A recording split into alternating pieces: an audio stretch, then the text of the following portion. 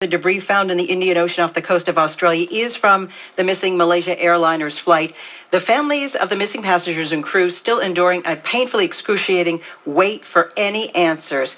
Ken Jenkins is a Dallas-based aviation crisis consultant who recently returned from Malaysia, where he was helping to comfort those family members. He joins me now live to talk about his experience there. Good morning, Ken. Thanks so much for spending time with us this morning. You're welcome. Thank you, Amy. Gosh, what a monumental task you had in Malaysia. What do you say to people who are in limbo and have no idea if their loved ones are alive or not? Well, and there's the challenge, Amy, is I think the key word you used was limbo.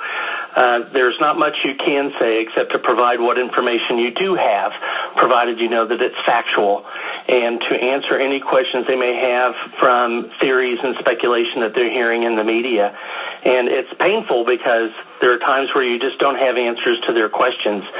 Unlike other accidents like Air France Flight 447, where debris was found 4 or 5 days after the accident, these families don't have anything to confirm that their loved one's alive or dead in terms of debris, or if the plane was hijacked and could have landed somewhere unbeknownst to us as to where it would be. We're getting all kinds of reports. We have been getting all kinds of reports that family members weren't getting any information, and we heard some were going on a hunger strike until they got the information. Is that what you experienced when you were over there? Well, we certainly had heard that in the news. I think the best way that I can say is every day there was a press conference that was held, and every day there were officials that would address the families in Kuala Lumpur. In Beijing, it was somewhat different because the authorities, of course, were based out of the Kuala Lumpur, Malaysia area, and they weren't in Beijing. However, Malaysia Airlines had a core contingent group of people called Special Assistance Team Members, which are volunteers within the organization that have been through training to work with families in the aftermath of an air disaster, and they were working with the families on a daily basis.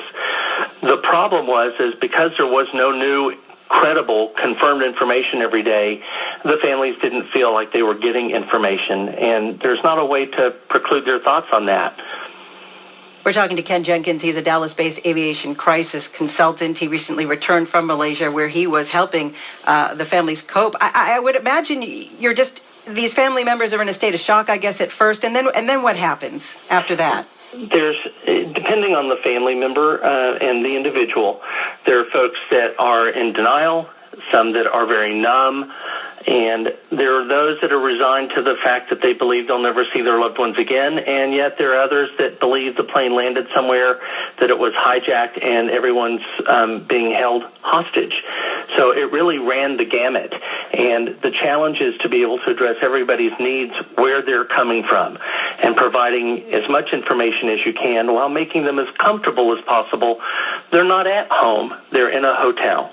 And whatever you can do in terms of creature comforts to help them feel more at ease is something that the airline's trying to do. So are all the family members staying at this one particular hotel, or have some gone home at this point?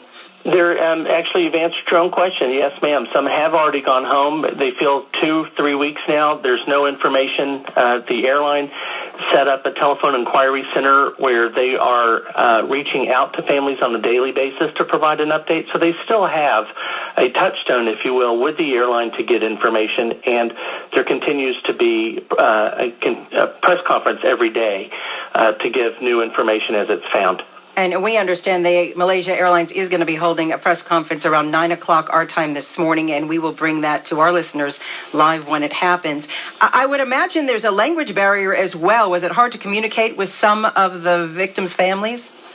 In some cases, it is a challenge. Mandarin was certainly one of the languages that was frequently spoken. There were translators there available. There are a number of Malaysia Airline employees that speak Mandarin, so we were able to overcome that obstacle. So is this something you do on a regular basis, is go and go like basically crash to crash and help the victims? I mean, not that there are many airline crashes all the time. Thankfully, no. I don't do that on a day-to-day basis because, as you said, there aren't crashes all the time, which is a good thing for us. Most of the time is spent in the planning stage and looking at what are your procedures and processes and what activities need to be taken care of, and then exercising and performing drills so that when something does happen, an airline's ready to step up and perform the activities they need to. All right. Well, thank you. Are you going to go back there anytime soon, or are you done with your particular mission? I'm done for now until they find the aircraft and or debris, at which time then I will go back and help with the collection of personal effects, if there are any located, so that those can be cataloged and returned to family members. Wow, you certainly have a tough job, but I guess people like you are needed to really help out those families who are in such despair. Thanks, Ken. Appreciate your time this morning. KLIF News and Information time is now 8:53. That was Ken Jenkins, an aviation crisis consultant based in Dallas.